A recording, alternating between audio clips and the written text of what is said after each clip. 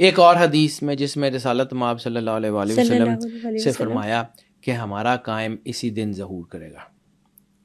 ہمارا جو آخر الزمان، جس آخری دور کے امام مہدی علیہ الصلوۃ والسلام، اچھا 15 شعبان کو انہوں نے ظہور کرنا ہے. اوکے. اور اب یہ ایک اور حدیث اور بڑی مستند حدیث جس کی جو ہے وہ سند ہے امام جعفر صادق علیہ السلام سے، کو فرماتے ہیں کہ میں نے اپنے والد سے سنا، انہوں نے اپنے والد سے سنا، انہوں نے رسول اللہ سے سنا. مطلب یہ پوری ایک متواتر اسناد کی حدیث ہے. تو رسالت مآب سرور انبیاء صلی اللہ علیہ وآلہ وسلم امام مہدی علیہ الصلوۃ والسلام کے بیان ضمن میں بیان فرما رہے تھے، اور بڑے ایک ان کے چہرے کے اوپر ایک خوشی اور طمانینت اور بڑے جوش میں آپ امام مہدی علیہ السلام کا ذکر کر رہے تھے کہ وہ ایسے ہوں گے، وہ یہ کریں گے، وہ یہ کریں گے. حضرت سلمان فارسی جو ہے وہ ان کے بارے میں رسول اللہ نے کہا تھا ان سلمان من اہل بیت، سلمان میرے گھر کے لوگوں میں سے ہے. حضرت سلمان فارسی پاس کھڑے تھے اور مسکرا رہے تھے. آپ مسجد نبوی میں رسالت مآب تشریف فرمایا ہے، صحابہ کرام کا مجمع ہے، اور مولا حسین سے یہ روایت منسوب ہے کہ انہوں نے سنا جو ہے وہ اپنا مولا رسالت مآب سرور انبیاء صلی اللہ علیہ وسلم کے وہ وہاں موجود تھے، اور وہ جو ہے وہ مدینے میں جس وقت امام حسین پاک چھوٹے تھے مولا علی سے، یہ پوری روایت ہے کہ امام حسین علیہ الصلوۃ والسلام اس جگہ موجود تھے جس کی روایت کو امام جعفر صادق علیہ السلام نے اپنے بڑوں سے، یعنی میں نے سنا امام باقر سے، انہوں نے سنا اپنے والد مولا زین العابدین سے، انہوں نے سنا اپنے والد مولا حسین علیہ الصلوۃ والسلام سے، یعنی اتنی متواتر و مستند سند. صحیح. اور حضرت سلمان فارسی مسکرا رہے تھے تو آپ نے فرمایا جو ہے وہ رسالت مآب نے روکی اور پوچھا سلمان کیوں مسکرا رہے ہو؟ فرمایا اللہ اور اس کے رسول کی حکمت دیکھ کے مسکرا رہا ہوں. تو رسالت مآب نے جو ہے وہ کہا کہ ان کو بھی بتاؤ. تو فرمایا یا رسول اللہ میں اس بات پہ جو ہے وہ سوچ رہا ہوں کہ جس طرح آپ فرما رہے ہیں یہ آپ کے علاوہ تو کوئی اور ہو ہی نہیں سکتا، مجھے لگتا ہے آپ نے تشریف لانا ہے. اب اس کا جواب ہاں ہوتا تو ہم مان لیتے. رسالت مآب نے اس کا جواب ہاں میں نہیں دیا. کلیئر ہو گئی پھر بات. ٹھیک ہے، رسالت مآب نے یہ نہیں کہا کہ ہاں میں نے آنا ہے، نہیں، رسالت مآب نے خاموشی اختیار کی اور اس کے بعد دوسری گفتگو شروع کر دی. اس گفتگو کو یہیں روک دیا. یہ وہاں سے ہمیں کلیئرٹی ملتی ہے کہ امام مہدی علیہ الصلوۃ والسلام کون ہیں، کس قسم کی پرسنالٹی ہوگی، کتنی بڑی طاقت ہوگی، آپ اور ہم سوچ نہیں سکتے. اچھا بے شک ایسے. اب مولا حسن عسکری علیہ الصلوۃ والسلام کے جو بیٹے ہیں مولا امام مہدی علیہ السلام جو سامرہ میں پیدا ہوئے، ان کے ظہور کا دن کیا ہے؟ 15 شعبان، جو غیبت کبریٰ میں ہے. امام مہدی علیہ الصلوۃ والسلام جو غیبت کبریٰ میں ہے وہ دنیا میں، ظاہری دنیا میں 15 شعبان کو تشریف لاتے ہیں. مطلب یہ بات بہت کم لوگوں کو پتا ہوگی کہ جو امام مہدی علیہ السلام ان کا ظہور بھی 15 شعبان 15 شعبان. اس لیے 15 شعبان مولا امام مہدی علیہ الصلوۃ والسلام سے بھی منسوب ہے. اب کچھ لوگوں کہتے ہیں کہ میں بیٹا سیدھی سی بات ہے، میں کوشش کرتا ہوں میں فرقوں والی بات نہ کروں، لیکن کچھ حقیقت ہے. رسالت مآب سرور انبیاء صلی اللہ علیہ وآلہ وسلم سے گھر سے محبت کیے بغیر نہ دین ہے، نہ دنیا ہے، نہ کچھ اور ہے. ایسے ہی ہے. ٹھیک ہے، اگر سرور انبیاء صلی اللہ علیہ وآلہ وسلم کے گھر سے محبت نہیں ہے، ان کے گھر سے وفاداری نہیں ہے، جو مرضی کر لے کچھ نہیں ہو سکتا. بے شک ایسے ہی. ٹھیک ہے. اب رسالت مآب نے بار بار متواتر سے کتاب الفتن بھری پڑی ہے، اور کتاب الفتن چھوٹی کتاب نہیں ہے، یہ ان حدیثوں کا مجموعہ ہے جو آخری دور میں جو ہونا ہے، امام مہدی علیہ الصلوۃ والسلام کے دور سے پہلے ان کے ارد گرد جو ہونا ہے اس کی ساری ہے. اور یہ بہت بڑی بڑی موٹی اور بڑی اہم ترین کتاب ہے کتاب الفتن.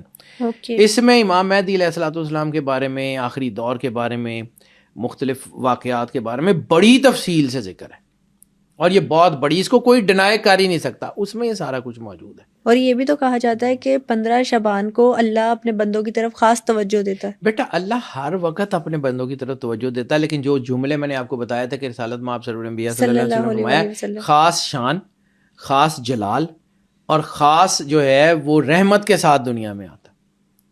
سبحان اللہ. اب ایک چیز سمجھو، دیکھو سورج بھی ہمارے ارد گرد ہے نا، سورج تھوڑا سا قریب آتا گرمی بڑھ جاتی ہے، ایسے ہی برداشت تو نہیں ہوتی.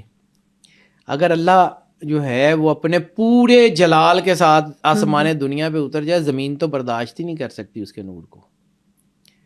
لیکن اس کا مطلب ہے کہ اس کے نور کو ہزاروں پردوں میں، حجاب اللہ میں سمیٹ کے، ٹھیک ہے، پھر دنیا میں لایا جاتا ہے. تو وہ حجاب اللہ کی وجہ سے وہ جو نور ہے وہ اس طرح ان پہ نہیں پڑتا جو کہ ابزارو ہوتا ہے. کیونکہ ایک اور حدیث میں کہ آج رسالت میں آپ سرور انبیاء صلی اللہ علیہ وسلم نے فرمایا کہ ایک دفعہ وحی نازل ہوئی تو آپ سرکار ختمی مرتبہ, وحی کا اثر نہیں ہے یہ کچھ اور میں بدکار ہوں, وحی تو رسالت میں آپ کو پتہ تھا کیا ہوتا ہے.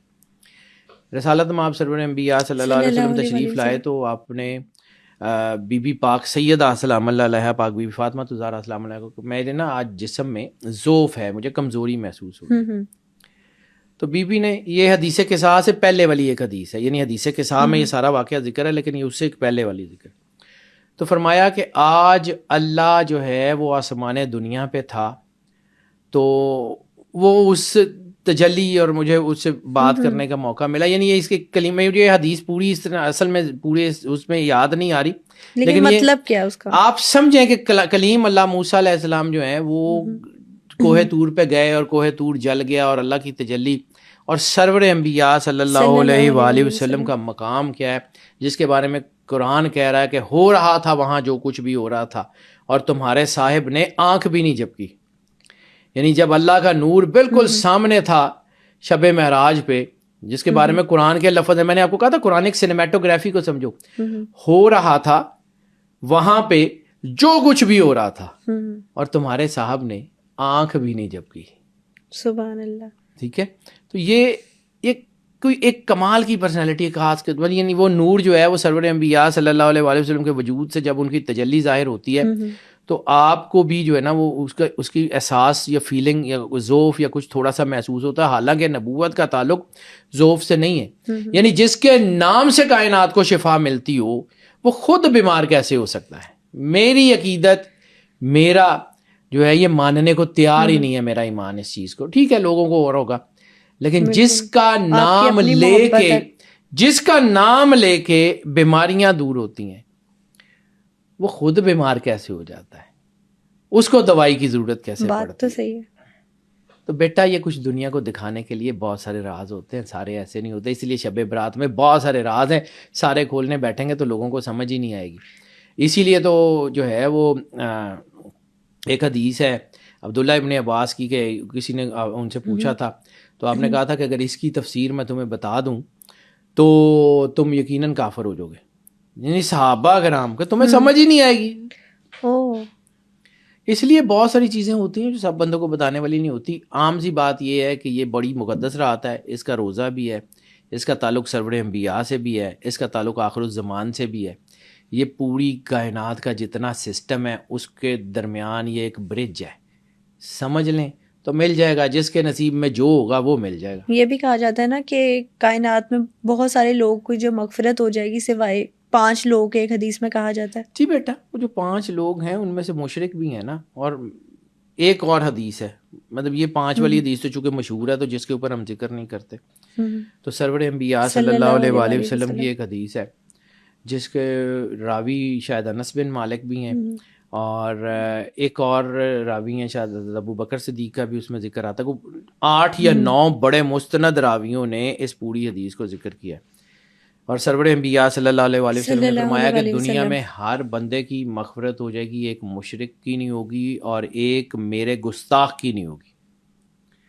جو بھی سرور انبیاء صلی اللہ علیہ وآلہ وسلم کا گستاخ ہے نا, یا ان کے گھر کے کسی فرد کا گستاخ ہے, سوال ہی نہیں ہوتا اس کی بخشش ہو جائے. یہ نہیں ہے, باقی سارے اللہ بخش دے گا. ٹھیک ہے, ایک اللہ کے ساتھ جس نے شریک ٹھہرایا انہوں نے چھڑنا, ایک سرور انبیاء صلی اللہ علیہ وآلہ وسلم کی جس نے گستاخی کی اس میں معافی نہیں ہے, جو مرضی کر لے.